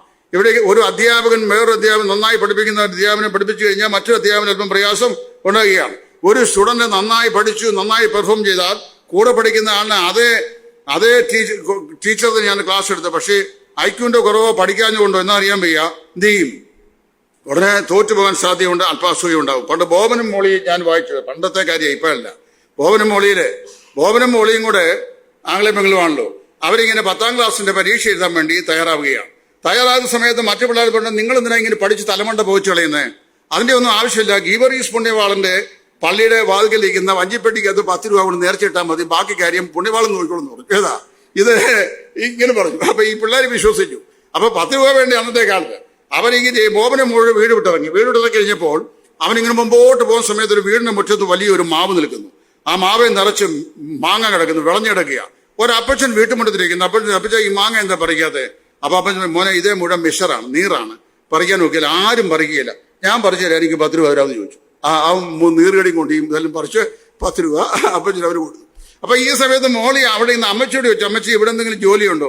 മോളെ വേറെ തുണി കഴുകാനുണ്ട്, കഴിയത്തിലാക്കി ഞാൻ 10 രൂപ. അങ്ങനെ രണ്ടുപേരും കൂടി മോളി തുണി കഴുകി 10 രൂപ വാങ്ങിച്ചു. മിഷറടി കൊണ്ട് ബോബനും 10 രൂപ ഉണ്ടാക്കി. രണ്ടുപേരുടെ കൊണ്ടുവന്ന് ഗീവറീസ് പുണ്യവാളന്റെ ഈ നേർച്ചപ്പെട്ടിക്കകത്ത് പൗപ്പത്തിൽ വീഴ പുണ്യാളിച്ച എപ്പോഴും കാത്തുകൊള്ളണമേ, അടിയങ്ങളുടെ പരീക്ഷയുടെ കാര്യത്തിൽ ശ്രദ്ധിച്ചുകൊണ്ടെന്ന് പ്രാർത്ഥിച്ചേച്ച് വീട്ടിൽ പോയി കുറ്റിപ്പന്തും കളിച്ച് നടന്നു. പരീക്ഷയ്ക്ക് പഠിച്ചില്ല. പഠിക്കാൻ എന്താ സംഭവിച്ചെന്നറിയാമോ? പരീക്ഷയുടെ റിസൾട്ട് വന്നപ്പോൾ രണ്ടുപേരുടെ കുട്ടിപ്പാവട ഇട്ട് അവിടെ ചെന്നു. റിസൾട്ട് നോക്കി കഴിഞ്ഞപ്പോൾ ജയിച്ചവർ ലിസ്റ്റില്ല, തോറ്റവർ ലിസ്റ്റ് സാധനം എഴുതാറില്ലല്ലോ, ജയിച്ചവർ ലിസ്റ്റില്ല, തോറ്റെന്ന് മനസ്സിലായി. രണ്ടിനും കലിപ്പായി. രണ്ടും കൂടെ കൂടിയെന്ന് അറിയാമോ? ദേഷ്യപ്പെട്ട് പുണ്യവാളന്റെ വഞ്ചിപ്പെട്ടിന്റെ അടുത്ത് വന്നു. പണിപ്പെട്ട് നോക്കിച്ച് പറഞ്ഞു, കുന്തമുണ്ട്, കുതിരയുണ്ട്, കിരീടമുണ്ട്, എത്ര കാലം ഇങ്ങനെ കണ്ടോണ്ട് ഞൊട്ടി ജീവിക്കുമെന്ന് ചോദിച്ചു. അറിയാം, കാര്യം കുതിരപ്പെടുത്തിരിക്കുകയാണ് ഈ പുണ്യവാളച്ചൻ. അപ്പൊ അദ്ദേഹത്തിന്റെ തലയിൽ കിരീടമുണ്ട്, കയ്യിലിരിക്കുന്ന വ്യാളിയെ കുത്തുന്നുണ്ട്, ഒരു കുന്തമുണ്ട്, കുതിരയുണ്ട്, കിരീടമുണ്ട്, ഇങ്ങനെ കണ്ടോന്റെ ഞൊട്ടി എത്ര കാലം ജീവിക്കും എന്ന് ചോദിച്ചു. അപ്പൊ ഞാൻ പറഞ്ഞത്, ഇത് വാസ്തവത്തിൽ പഠിക്കാഞ്ഞതിന്റെ കുഴപ്പമല്ലേ, പുണ്യാളത്തിന്റെ കുഴപ്പമാണോ? ഇപ്പൊ പുണ്യാളിന്ന് ചെയ്യാൻ പറ്റില്ല. പഠിക്കേണ്ട സമയത്ത് എന്ത് ചെയ്യണം? പഠിക്കണം. അപ്പൊ ഇവിടെ പരാജയം, ഇവിടെ നമ്മൾ നോക്കണം, നമ്മുടെ ജീവിതത്തെ പരാജയപ്പെടുത്താൻ സ്വയത്തെ പരാജയപ്പെടുത്തുക. സ്വയത്തെ പരാജയപ്പെടുത്താൻ ദൈവം ചില സമയത്ത് എന്ത് ചെയ്യാറുണ്ട്? നമ്മുടെ ജീവിതത്തിൽ കർഷകളെ അനുവദിക്കാറുണ്ട്. സമയം വേഗത്തിൽ ഓടിപ്പോകുക, ഇനിയും 15 മിനിറ്റേ ഉള്ളൂ. അപ്പൊ ഇത് നോക്കുമ്പോൾ ഇവിടെ ഈ ജീവിതത്തിൽ ദൈവം അനുവദിക്കുന്ന ഓരോ മണ്ഡലങ്ങളാണ്. സർ തോമസ് ആൽവ എഡിസൺ, അദ്ദേഹം പരാജയം ഒരിക്കലും സമ്മതിക്കാത്ത മനുഷ്യനായിരുന്നു. അമേരിക്കയിലെ ന്യൂജേഴ്സിയിൽ ജനിച്ച് ജീവിച്ച ഏതാണ്ട് 10,000-ലധികം കണ്ടുപിടുത്തങ്ങൾക്ക് പേറ്റന്റ് എടുത്ത മഹാനായ ഒരു ശാസ്ത്രജ്ഞനാണ് സർ തോമസ് ആൽവ എഡിസൺ. പിള്ളേരൊക്കെ 12ാം ക്ലാസ്സിലും 10ാം ക്ലാസ്സിലും ഒക്കെ അതേക്കുറിച്ച് പഠിക്കുന്നുണ്ട്. അദ്ദേഹമാണ് നമ്മുടെ ഇൻകാൻഡീസിന്റെ ബൾബ് കണ്ടുപിടിച്ചു. ഇലക്ട്രിസിറ്റി ടങ്ഷൻ എന്ന് പറയുന്ന ലോകത്തിൽ കൂടി കടത്തി വിട്ടപ്പോൾ അത് പ്രകാശിതമാക്കി. അത് കണ്ടുപിടിച്ചു. അതിന് എത്ര ടെസ്റ്റ് അദ്ദേഹം ചെയ്യുന്നറിയാമോ? ആർക്ക് പറയാം? How many test he had? ആർക്ക് പറയാം? പെട്ടെന്ന് പറഞ്ഞാട്ടെ. എത്ര ചെയ്തു? ഇല്ലില്ല, 3000 ടെസ്റ്റ് ചെയ്തു. പെട്ടെന്ന് പറഞ്ഞു പോവാം, 3000 ടെസ്റ്റ്. 2999 ടെസ്റ്റിൽ ഈ ലോകത്തിൽ കൂടി കറണ്ട് കടത്തിവിട്ട് കത്തിയില്ല.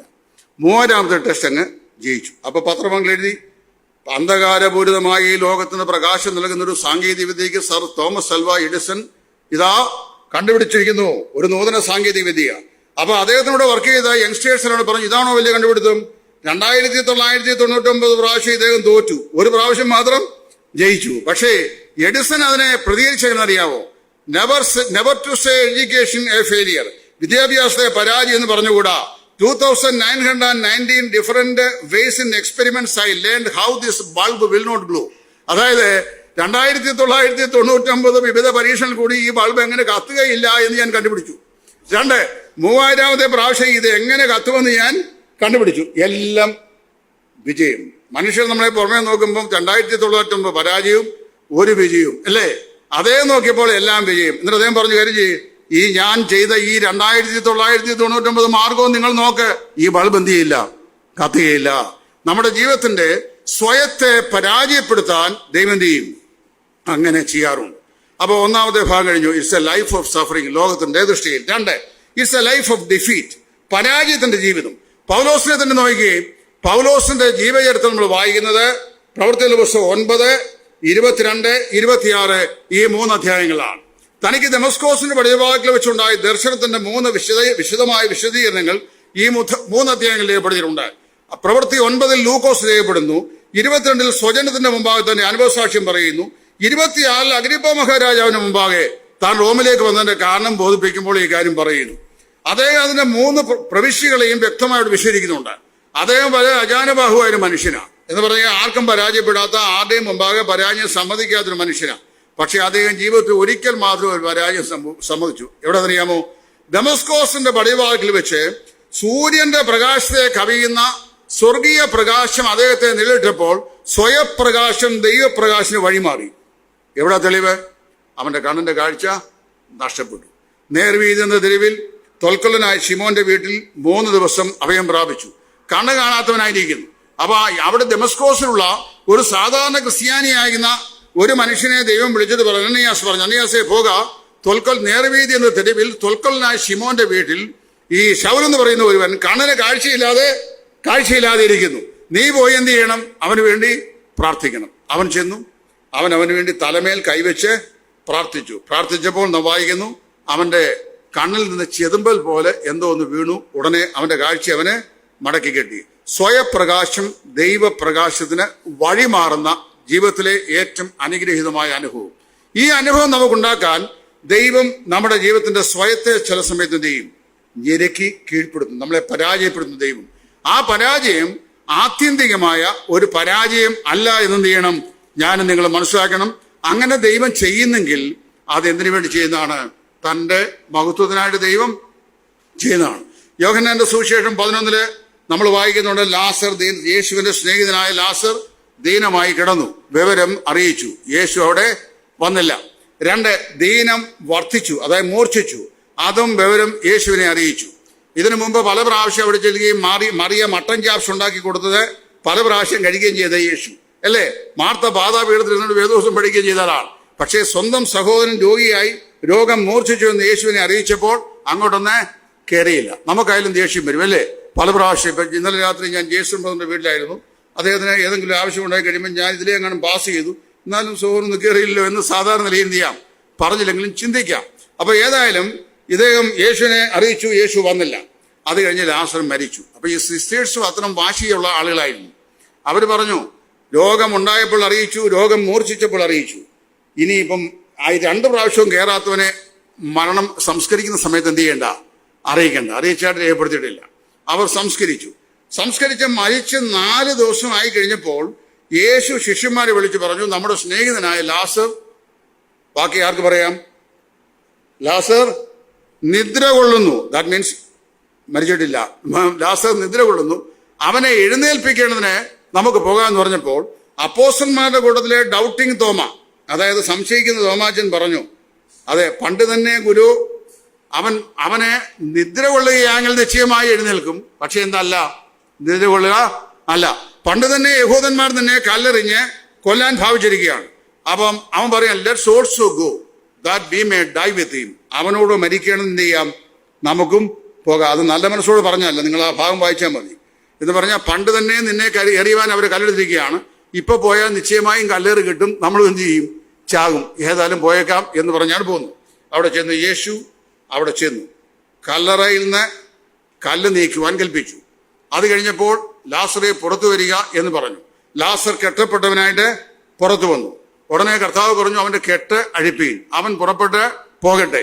അപ്പം മരിച്ച് നാറ്റം വെച്ച ശവത്തിന്മേൽ ജീവൻ വീണ്ടും പ്രതിഫലിപ്പിച്ച് ആ ശരീരത്തെ ഉയർപ്പിക്കാൻ കഴിയുന്ന യേശുവിന് ഈ കല്ല് മാറിപ്പോകട്ടെ എന്ന് പറഞ്ഞാൽ മാറിപ്പോകും. കെട്ട് അഴിയട്ടെ എന്ന് പറഞ്ഞാൽ കെട്ടഴിയും. അത് രണ്ടും യേശു ചെയ്തില്ല. ചെയ്യാഞ്ഞതിന്റെ കാരണം കെട്ടിയവർ തന്നെ അവിടെ നിൽപ്പുണ്ട്, അവർ തന്നെ അഴിക്കട്ടെ എന്നാണ് കർത്താവിന്റെ ധർമ്മം. 2, കല്ലുരുട്ടി വെച്ചവന്റെ വല്ലവർ അവിടെ നിൽപ്പുണ്ട്, അവർ തന്നെ എന്ത് ചെയ്യട്ടെ? അത് മുരുട്ടി മാറ്റട്ടെ. The delay of blessing is for greater blessing. ഞാൻ ഇവിടെ ഇല്ലായിരുന്നതിൽ നിങ്ങൾ നിമിത്തം ഞാൻ അത്യന്തം സന്തോഷിക്കുന്നു. എന്താ കാരണം? യേശു ക്രിസ്തു ദൈവമാണെന്ന് തെളിയിക്കുവാൻ ഒരവസരം കൂടെ ഈ പരിശോധന ആ ജീവിതത്തില് നൽകി. പരിശോധന ദൈവം നൽകുന്നതിന്റെ ആത്യന്തികമായ 5ാമത്തെ ലക്ഷ്യം, to the glory of God. രണ്ടാമത്തെയാണ് പറഞ്ഞത്, it's a life of defeat. പരാജയത്തിന്റെ ജീവിതം. പൗലോസിന്റെ ജീവിതം മുഴുവൻ നോക്കിയാൽ പരാജയമാണ്. ജീവിതത്തിന്റെ എല്ലാ വഴികളിലും പരാജയം. സ്വന്തക്കാർ അവനെ ഉപേക്ഷിച്ചു, വീട്ടുകാരവനെ ഉപേക്ഷിച്ചു. ഇനി ഈ പ്രവൃത്തികളുടെ പുസ്തകവും താൻ എഴുതിയ 14 ലേഖനങ്ങളും നമ്മൾ നിറവടിയായി വായിച്ചാൽ ഏതാണ്ട് 93ഓളം സ്നേഹിതന്മാർ പൗലോസിന്റെ 32 വർഷക്കാലത്തെ ജീവിത യാത്രയിൽ പൗലോസിനോടുണ്ടായിരുന്നു. അവരുടെ പേരുകൾ പറഞ്ഞിട്ടുണ്ട്. അത് ചില ശുശ്രൂഷാകാരികളായ സ്ത്രീകൾ, തന്റെ സഹപ്രവർത്തകരായ പ്രവർത്തകന്മാര്, തന്നോട് ജയിൽവാസം അനുഭവിച്ച ആളുകള്, തന്റെ തൂലിക സഹായികളായിരുന്ന ആളുകള്, ജയിലിൽ തനിക്ക് ശുശ്രൂഷ ചെയ്ത ആളുകള്, പരസ്യ പ്രവർത്തനങ്ങളിൽ തന്നെ വളരെ സഹായിച്ച ആളുകൾ, ഇവരെല്ലാം പൗലോസിനോട് ഉണ്ടായിരുന്നു. പക്ഷേ നിങ്ങൾക്കറിയാമോ, തിമോത്തിയോസിന്റെ 2-ാം ലേഖനം അതിന്റെ 4-ാം അധ്യായത്തിലേക്ക് വരുമ്പോൾ പൗലോസ് പറയാണ്, ഇപ്പോൾ ആരും എൻ്റെ കൂടെ ഇല്ല. 93 സ്നേഹിതർ 32 വർഷക്കാലം വിവിധ കാലങ്ങളിലായി ഉണ്ടായിരുന്നവരെല്ലാം തന്നെ കൈവിട്ടു. ആത്യന്തികമായി ലോകത്തിന്റെ ദൃഷ്ടിയിൽ ലോകം പൗലോസിനെ നോക്കിയിട്ട് പറഞ്ഞു, ഇതെന്താണ്? ഒരു പരാജയത്തിന്റെ ജീവിതം. പക്ഷേ പൗലോസ് തന്നിലേക്ക് തന്നെ നോക്കിയിട്ട് ആ പരാജയങ്ങളെയെല്ലാം ദൈവരാജ്യത്തിന് വേണ്ടി താൻ സ്വീകരിച്ച നിലപാടുകളാകിയാൽ അദ്ദേഹം പറഞ്ഞു, ഞാൻ നല്ല പോർ പൊരുതു, ഓട്ടം തികച്ചു, വിശ്വാസം കാത്തു, ഇനി നീതിയുടെ കിരീടം എനിക്കായിട്ട് വെച്ചേക്കുന്നു. സമ്പൂർണമായി വിജയം വരിച്ച ജീവിതം. ലോകം ദൈവവേദന്റെ ജീവിതത്തെ നോക്കി എനിക്ക് ജീവിക്കുന്ന ക്രിസ്തുവാണെന്ന് ആപ്തവാക്യം പറയുന്ന ഒരു ദൈവവേദനെ നോക്കിയിട്ട് ലോകം പറയും എങ്ങനെയുള്ള ജീവിതമാണ്? പരാജയത്തിന്റെ ജീവിതമാണ്, കഷ്ടസമ്പൂർണമായ ജീവിതമാണ്. പക്ഷേ തന്നിലേക്ക് തന്നെ ദൈവത്തിന്റെ ദൃഷ്ടി കൊണ്ട് നോക്കിയിട്ട് അതേ ദൈവത്തിന് പറയും, എന്റെ ജീവിതം സമ്പൂർണമായും എന്താണ്? ഒരു വിജയമാണ്. ഞാൻ നല്ല പോർ പൊരുതു, ഓട്ടം തികച്ചു, വിശ്വാസം കാത്തു. കൊരിന്ത്യർ അപ്പോസ്തലൻ പറയുമ്പോൾ ഓട്ടക്കളത്തിൽ ഓടുന്നവർ അനേകരെങ്കിലും ബിരുദം പ്രാപിക്കുന്നവൻ ഒരുവൻ മാത്രമല്ലോ, ആകയാൽ നിങ്ങളും ബിരുദം പ്രാപിപ്പാൻ തക്കവണ്ണം ഓടുവീൻ. അപ്പൊ നമ്മുടെ ക്രിസ്തീയ ജീവിതത്തില് അത് ഫിലിപ്പിയ ലേഖനം 3 പൗലോസ് പറഞ്ഞിട്ടുണ്ട്, ലഭിച്ചു കഴിഞ്ഞോ എന്നോ തേഞ്ഞവനായോ എന്നോ ഞാൻ നിരൂപിക്കുന്നില്ല, പിന്നെ എനിക്കും അത് പിടിക്കാമോ എന്ന് വെച്ച് ഞാൻ ചെയ്യുന്നു, പിന്തുടരുന്നതേ ഉള്ളൂ. എന്നിട്ട് അദ്ദേഹം പറയാണ്, ഒന്ന് ഞാൻ ചെയ്യുന്നു, പിമ്പിലുള്ളതിനെ മറന്നും മുമ്പിലുള്ളതിനായി ആഞ്ഞും കൊണ്ട് ക്രിസ്തുയേശുവിൽ ദൈവത്തിന്റെ പരമവിളിയുടെ വിരുദ്ധനായി ലാക്കിലേക്ക് ഓടുന്നു. അടുത്ത വാക്യം പറയുന്നത്, നമ്മിൽ തികഞ്ഞവർ എന്ന് ചിന്തിക്കുന്നവരൊക്കെ ഇങ്ങനെ തന്നെ നിരൂപിച്ചുകൊള്ളുക. അതേ, ഐ ആം പെർഫെക്റ്റ് എന്ന് ചിന്തിക്കുന്ന ആളുകളെല്ലാം എന്ത് ചെയ്യണം? ചിന്തിച്ചോണം, ഓട്ടക്കളത്തിൽ കർത്താവ് നിർത്തിരിക്കുകയാണ്. അപ്പൊ എനിക്ക് ജീവിക്കുന്ന ക്രിസ്തുവാണെന്ന് പറയുന്നത് ദൈവപൈതലിന്റെ ലോക ജീവിതത്തെ ലോകം വീക്ഷിച്ചിട്ട് പറയാണ്, it's a life of suffering. 2, it's a life of defeat. ചില ആളുകൾ മൂക്കത്ത് വെള്ളം വെച്ച് പൗലോസ് പറഞ്ഞു കാണും, പൗലോസെ നിനക്കിതിന്റെ ആവശ്യമുണ്ടോ? നിനക്കിതിന്റെ ആവശ്യമുണ്ടോ? നീ എന്തിനാ ഇങ്ങനെ അലയുന്നത്? നീ എന്തിനാ ഇങ്ങനെ കഷ്ടപ്പെടുന്നത്? എന്നാൽ പൗലോസ് പറയുകയാണ്, എന്റെ കർത്താവായ യേശു ക്രിസ്തുവിനെ കുറിച്ചുള്ള പരിജ്ഞാനത്തിന്റെ ശ്രേഷ്ഠ നിമിത്തം ഞാൻ എല്ലാം ചപ്പന്നും ചവറന്നും എണ്ണി ഇപ്പോഴും അങ്ങനെ തന്നെ എന്ത് ചെയ്യുന്നു? ഞാന് എണ്ണുന്നു. അതെല്ലാം കർത്താവും അവിടുത്തെ വിലയേറിയ ക്രൂശ് നിമിത്തമാണെന്നാണ് ദൈവ വചനത്തോട് മനസ്സിലാക്കാൻ കഴിയുന്നത്. ഇനി 3-ാമത്തെ ഭാഗത്തേക്ക് വരാം. എനിക്ക് ജീവിക്കുന്ന യേശു ക്രിസ്തു ആണെന്ന് പറയുന്ന ഒരു ദൈവപൈതലിനെ കുറിച്ച് ലോകം പറയുന്ന മൂന്നാമത്തെ വാചകം എന്തറിയാമോ? It's a life of frustration. മോഹഭംഗത്തിന്റെ അല്ലെങ്കിൽ നിരാശയുടെ ജീവിതം. ജീവിതത്തിന്റെ എല്ലാ തലങ്ങളിലും നിരാശ മനുഷ്യനെ തളം കെട്ടാറുണ്ട്. നിരാശയില്ലാത്ത ഭക്തന്മാർ പോലും ഇല്ല. 4 പേരുടെ പേര് ഞാൻ പറയാം, നിങ്ങൾക്ക് അതിൽ നിന്ന് മെസ്സേജ് പിന്നെ ഭാവിയിൽ ഉണ്ടാക്കാം. 1 ശമൂവേൽ 27:1. ദാവീദ് ഒരിക്കൽ ദൈവഹൃദയപ്രകാരമുള്ള മനുഷ്യനാ ദൈവം നേരിട്ട് അഭിഷേകം ചെയ്ത് ശുശ്രൂഷയ്ക്കാക്കിയ. അവന്റെ പിന്നാലെ നടന്നവനെ ഉപദ്രവിക്കുന്ന ശൗലിന് മുമ്പാകെ അവന്റെ പർസ്യൂയില് വളരെ ഭയചകിതനായി ഒരിക്കൽ പറയുക, ഒരു നാളിൽ ഞാൻ ശൗലിന്റെ കയ്യാൽ മരിക്കുകയുള്ളൂ നിശ്ചയം. ഡേവിഡ് വാസ് ഫ്രസ്ട്രേറ്റഡ്, നിരാശഭരിതനായി. ഒരു ദിവസം എന്റെ കഥ ആര് കഴിക്കും? ശൗല് കഴിക്കും. അങ്ങനെ അല്ല സംഭവിച്ചവൻ. നല്ല വാർദ്ധക്യത്തിൽ കറ്റ കൂമ്പാരമായി അടുക്കി വെക്കുന്ന പോലെ താൻ നിദ്ര പ്രാപിച്ച് പിതാക്കന്മാരോട് ചേർന്നു എന്നാണ് ദിനവൃത്താന്ത പുസ്തകത്തിൽ വായിക്കുന്നത്. അപ്പൊ ദൈവം നമ്മെക്കുറിച്ച് ആഗ്രഹിക്കുന്ന അവസാനത്തെ പോയിന്റ് വരെയും കൊണ്ടുവന്ന ശേഷമേ ദൈവം നമ്മെ ഇവിടുന്ന് നീക്കുകയുള്ളൂ. അതിനുമുമ്പേ ചാകാൻ ആഗ്രഹിച്ചാലും ചാകുകയില്ല. അതിനുദാഹരണം, എന്റെ അയലോകത്തൊരു മനുഷ്യനുണ്ടായിരുന്നു. അദ്ദേഹം ചാകാൻ ആഗ്രഹിച്ചു. കെട്ടിയാന്ന് ഒരു റെവറേലാണ്. അപ്പൊ റെവറേജാന്ന് കെട്ടഴിഞ്ഞു പോയി താൻ താഴെ വീണു. ആ താഴെ വീണ വീഴ്ചയിൽ കൈകാലുകൾക്ക് അല്പമില്ലാത്ത പരിക്കുണ്ടായി. അത് കഴിഞ്ഞ് അദ്ദേഹത്തിന്റെ വീട്ടിൽ കെട്ടിയാന്നു. അപ്പൊ ഭാര്യ എവിടെയോ കിണറ്റിൽ വെള്ളം കൊറിക്കുണ്ടെങ്കിൽ അന്ന് അകത്തൊരു അലച്ചകൻ ഓടിച്ചെന്നു. അവരത് കറിപ്പിച്ചാതി കൊണ്ട് അരിഞ്ഞ് താഴെ ഇട്ടു. അപ്പോഴും ചത്തില്ല. പിന്നെ അദ്ദേഹം 6 വർഷം കൂടെ ജീവിച്ചിരുന്ന 3-ാം പ്രാവശ്യം തൂങ്ങി അപ്പൊ ചത്തു. അപ്പൊ എന്നറിയാമോ, എപ്പോഴാണ് ചാകേണ്ടത് എന്ന് ദൈവം തമ്പുരാൻ തീരുമാനിച്ചിരുന്നു. പക്ഷെ തൂങ്ങിച്ചാകണമോ വേണ്ടോ എന്നുള്ളത് എനിക്കറിയാൻ വയ്യ. ഇങ്ങനെയാണ് സംഭവിച്ചത്. അപ്പൊ ദൈവം അപ്പോയിന്റ് ചെയ്ത സമയത്തിന് മുമ്പ് ചാകാൻ ആഗ്രഹിച്ചാലും എന്ത് ചെയ്യില്ല? ചാകില്ല. അപ്പൊ ദാവീദ് പറഞ്ഞു, എൻ്റെ ദൈവമേ, ഞാൻ ഇവന്റെ കൈയാൽ തീരുകയെ ഉള്ളൂ. Frustrated life. പക്ഷേ ദൈവത്തിന് ദാവീദിനുള്ള പദ്ധതി അങ്ങനെ ആയിരുന്നില്ല. അടുത്താണ് ധീരനായ കർമ്മേലിൽ ആഹാബിന്റെയും ബാലിന്റെ പ്രവാചകന്മാരുടെയും മുമ്പാകെ ജീവിച്ചിരിക്കുന്ന ദൈവ യഹോവ മാത്രമാണ് തെളിയിച്ച മല്ലനായിരിക്കുന്ന പ്രവാചകൻ, ഒറ്റയാൻ പോരാട്ടം നടത്തിയ പ്രവാചകൻ. ആര്? ഏലിയാവ്. അദ്ദേഹം ഈ ആഹാബിന്റെ ഭാര്യ പറഞ്ഞു, നാളെ സൂര്യൻ അസ്തമിക്കും മുമ്പേ ഏലിയാവിന്റെ പ്രാണനെയും ബാലിന്റെ പ്രവാചകന്മാരിൽ ഒരുത്തുന്ന പ്രാണനെ പോലെ ആക്കട്ടെ. 400 പേരെ ഒന്നിച്ച് കശാപ്പ് ചെയ്ത് ഇവനെ ഞാൻ അടുത്ത ദിവസം സൂര്യൻ അസ്തമിക്കും മുമ്പേ കശാപ്പ് എന്ന് പറഞ്ഞു. ഈ സ്ത്രീ പറഞ്ഞ വാക്കിട്ട് ഭയപ്പെട്ടു. അവൻ 3 ദിവസത്തെ വഴിദൂരം ചെന്ന് ചൂരച്ചയുടെ ചുവട്ടിൽ കിടന്നു. അവിടെ ചെന്ന് പറയാണ്, ഇപ്പോൾ മതി യഹോവേ, എന്റെ പ്രാണനെ എടുത്തുള്ളൂ. മേഴ്സി കില്ലിങ്ങിന് വേണ്ടിയുള്ള ദേഹർജി. അതായത് എന്നെ ഇപ്പം മതി. പക്ഷേ അവനെ കുറിച്ചുള്ള ദൈവപദ്ധതി ആയിരുന്നില്ല. അവിടുന്ന് യാത്ര ചെയ്ത് കുറഞ്ഞപക്ഷം 2 ഇസ്രായേൽ രാജകന്മാരെയും ഒരു പ്രവാചകനെയും ഇസ്രായേലിന് വേണ്ടി അഭിഷേകം ചെയ്ത ശേഷം പിന്നെ യോർദാനിൽ നിന്ന് അഗ്നി അശ്വങ്ങളും അഗ്നിരഥങ്ങളുമായി സ്വർഗത്തിലേക്ക് നേരെ പോകുന്ന പദ്ധതിയായിരുന്നു അവനെക്കുറിച്ചുള്ള ദൈവപദ്ധതി. പക്ഷെ അവൻ ഭയപ്പെട്ട് പറഞ്ഞു, ഇപ്പോൾ മതി യഹോവേ, എന്റെ പ്രാണനെ എടുത്തുകൊള്ളു. ഇനി അടുത്ത ആരാ പറയുന്നത്? ഇദ്ദേഹം ഏലിയാവ്, ദാവീദ്, ഏലിയാവ് കഴിഞ്ഞപ്പോൾ പിന്നെ അടുത്തയാളെ വരുന്നതാണ് പൗലോസാണ്. കൊരിന്ത്യർക്ക് എഴുതിയ 2-ാം ലേഖനം 1-ാം അധ്യായത്തിന്റെ 7 വാക്യങ്ങൾ വായിച്ചേൽപ്പിക്കാൻ സമയമില്ല. സഹോദരന്മാരെ, ആസിയിൽ ഞങ്ങൾക്കുണ്ടായ കഷ്ടം എന്ത് എന്ന് നിങ്ങൾ അറിയാതിരിക്കരുത് എന്ന് ഞാൻ ആഗ്രഹിക്കുന്നു. ആശയ്ക്ക് വിരോധമായി ഞങ്ങൾ മരിച്ചു പോകുമോ എന്ന് ഞങ്ങൾ അത്യന്തം ഭയപ്പെടുമാറ് അത് അത്യന്തം ഞങ്ങൾ കഷ്ടപ്പെട്ടു. എന്തായിരുന്നു ആ കഷ്ടത എന്നോട് പറഞ്ഞിട്ടില്ല. അത്രമാത്രം ഞാൻ കഷ്ടപ്പെട്ടു. പക്ഷേ അങ്ങനെ അല്ലായിരുന്നു തന്റെ ദാസനെക്കുള്ള ദൈവത്തിന്റെ ആഗ്രഹം. ദൈവം അവനെ റോമിൽ കൊണ്ടുപോയി അവിടെയും കൈസറെ അരമനയിലുള്ള മഹാരാജാക്കന്മാരോടും ചക്രവർത്തിയോടും അരമനയിലുള്ള ഉദ്യോഗസ്ഥന്മാരോടും വരെ കർത്താവിനെ കുറിച്ച് പറഞ്ഞ ശേഷം മാത്രമേ തന്റെ ജീവനെ അവസാനിപ്പിക്കാൻ ദൈവം ആഗ്രഹിച്ചുള്ളൂ. അപ്പോൾ ദാവീദ് വിലപിച്ചു, ഏലിയാവ് വിലപിച്ചു, പിന്നെ ഇവിടെ പൗലോസ് വിലപിച്ചു. ഇനിയും വേറൊരാളുണ്ട്, പഴയ നിയമത്തിലെ യാക്കൂബ്. അദ്ദേഹം പറയാണ്, ഷിമോൻ ഇപ്പോൾ ഇല്ല. യോസേഫ് മരിച്ചുപോയി, ഷിമോനും ഇപ്പോഴില്ല. ബെന്യാമീനെയും നിങ്ങൾ കൊണ്ടുപോകും. അങ്ങനെ നിങ്ങൾ എൻ്റെ നരയെ ദുഃഖത്തോടെ പാതാളത്തിൽ ആക്കും. ആ മനുഷ്യൻ 137-ാമത്തെ വയസ്സിലാണ് മരിക്കുന്നത്. മനസ്സിലായല്ലോ? ഇവിടം കൊണ്ട് എന്റെ ജീവിതം അവസാനിച്ചു എന്ന് പറയും. Even though we have come to the end of the rope behold that is not to be constituted as the end of our hope എന്ന് പറഞ്ഞാൽ, നാം പിടിച്ചിരിക്കുന്ന കയറിന്റെ അഗ്രഭാഗത്ത് എത്തിയാലും that is not the end of our hope. നമ്മുടെ ആശയുടെ ആഗ്രഹം അതല്ല. ഇതിന്റെ അപ്പുറത്തേക്ക് നമുക്ക് നീണ്ടു നിൽക്കുന്ന ഒരു പ്രത്യാശയുണ്ട്. മനസ്സിലായോ? നിരാശ ഏത് മനുഷ്യയും തലക്കെട്ടു. 1982 ഞാൻ കോളേജിൽ പഠിക്കുന്ന സമയത്ത് ബാംഗ്ലൂർ സിറ്റിയിലാണ്. അവിടെ വെച്ച് ഞങ്ങള് ജീവിതത്തിൽ ആദ്യമായിട്ടും അവസാനമായിട്ടും ഞാൻ ഫുട്ബോൾ കളിച്ച അന്നാണ്. അതിനുശേഷം ഇന്നുവരെയും ഞാൻ ഫുട്ബോൾ കളിച്ചിട്ടില്ല. എന്നെ ഒരുത്തൻ വിളിച്ചാലും പേടിയാൻ പോവുകയില്ല.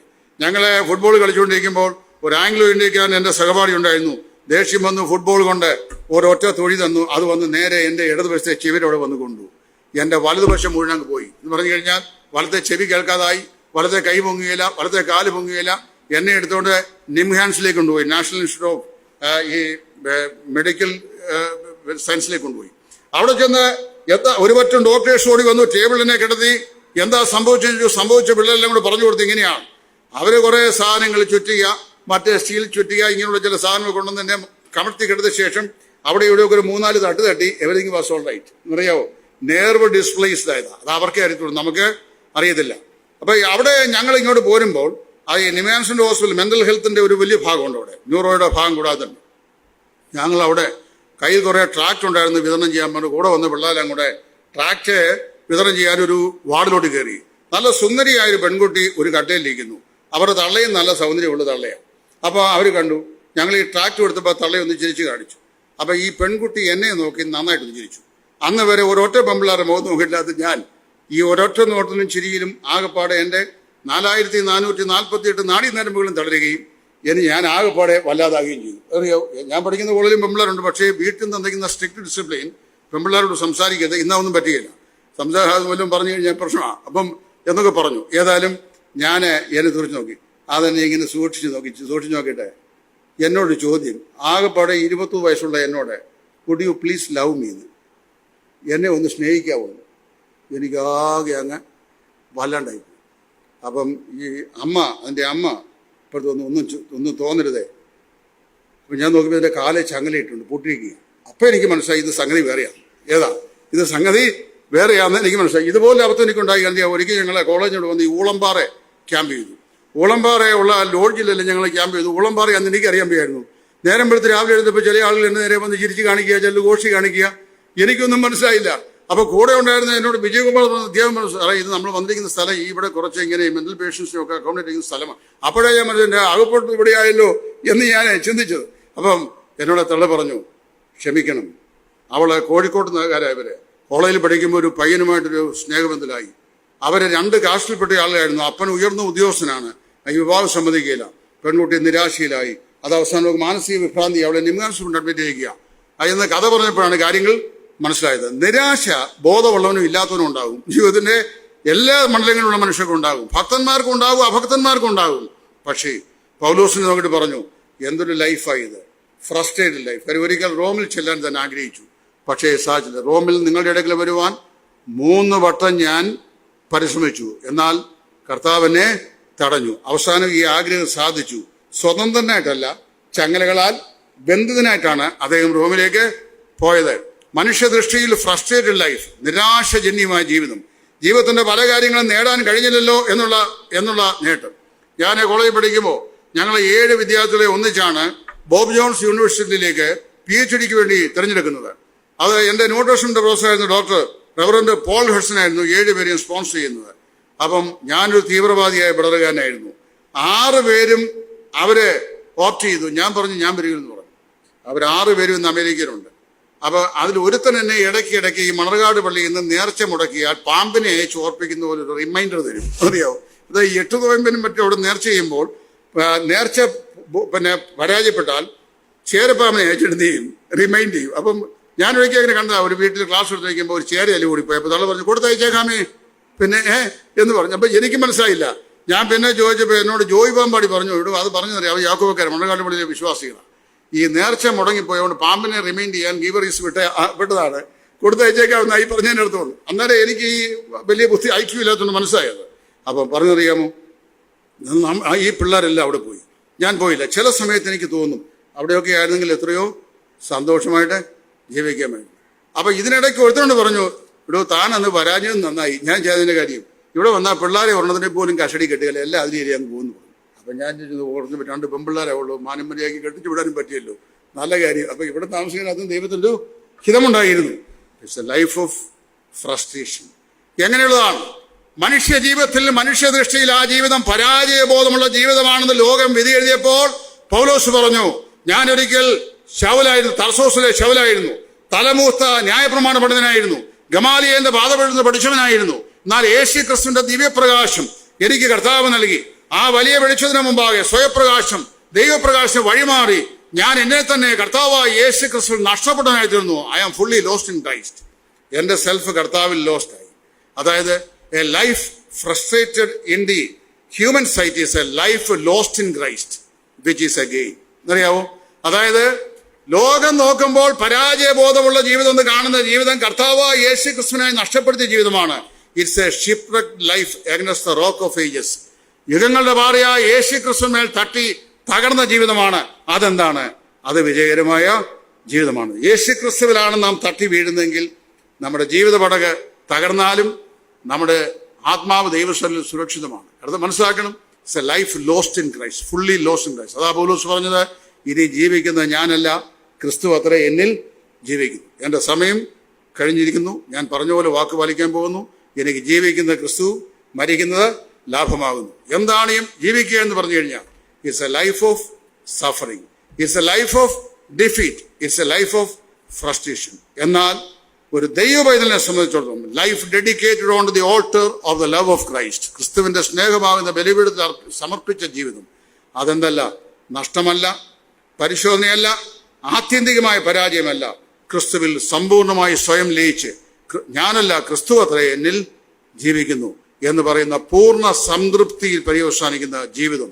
നമ്മുടെ ജീവിതം ക്രിസ്തുവിനായി ജീവിക്കുന്നതാണോ? ജീവിതത്തിന്റെ ആത്യന്തിക ലക്ഷ്യം യേശു ക്രിസ്തുവാണോ? അതോ മറ്റെന്തെങ്കിലുമാണോ? നമുക്ക് നമ്മെ തന്നെ ശോധന ചെയ്യാം. ദൈവം നമ്മെ ഏവരെയും സഹായിക്കട്ടെ.